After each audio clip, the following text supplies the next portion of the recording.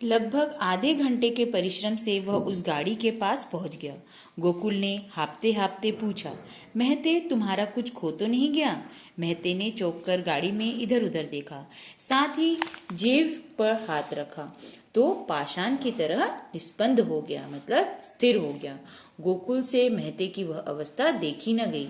वह बटुआ दिखाकर उसने झट से प्रश्न कर दिया, यह तुम्हारा है?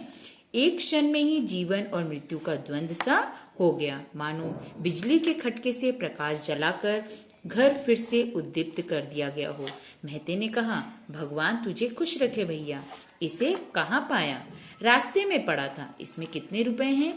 महते ने हिसाब लगाकर बताया, 42 रुपए, एक अठन्नी, एक घिसी हुई बेकाम दुअन्नी, 10 या 12 आने पैसे, एक कागज, एक चांदी का छल्ला।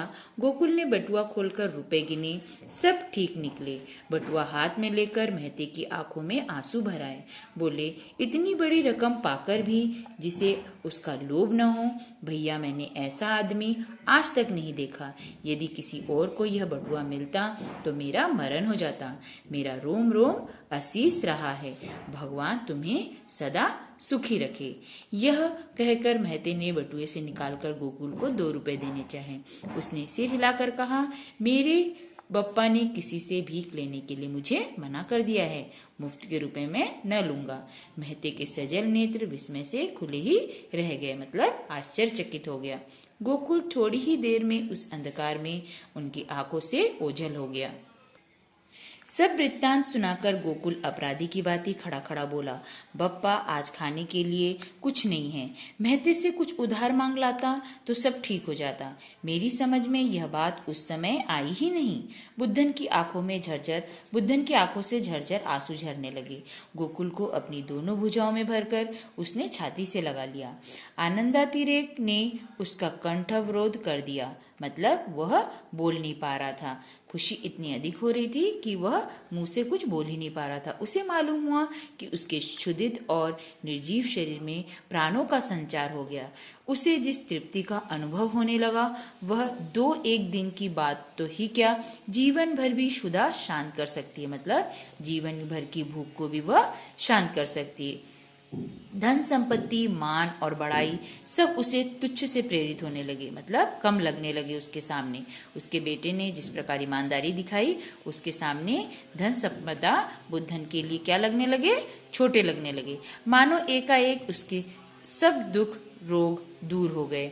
अब वह बिना किसी चिंता के मृत्यु का आलिंगन इसी क्षण कर सकता है।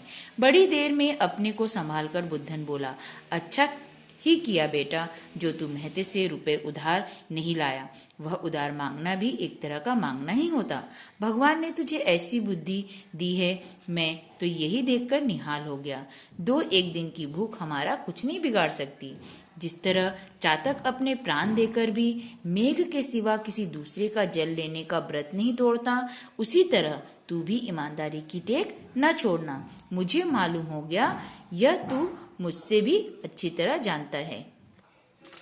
बुद्धन ने कहा, फिर भी कहता हूँ, सदा ऐसी ही मति रखना, चाहे जितनी बड़ी विपत्ति पड़े, अपनी नीयत न डुलाना।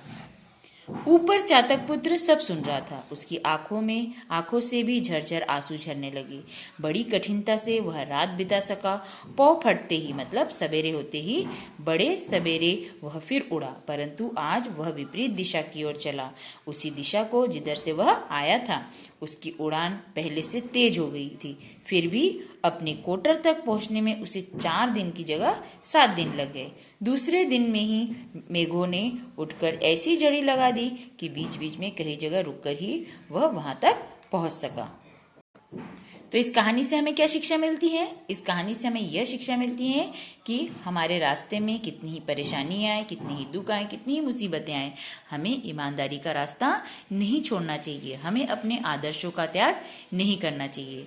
यही हमारे जीवन का सच्चा धन होता है। तो आज ये चैप्टर हमने खत्म कर लिया है। आज आपको इस चैप्टर को कम से कम 2 बार रीड करना है। इसके जो प्रश्नोत्तर हैं वो हम नेक्स्ट पीरियड में लिखेंगे।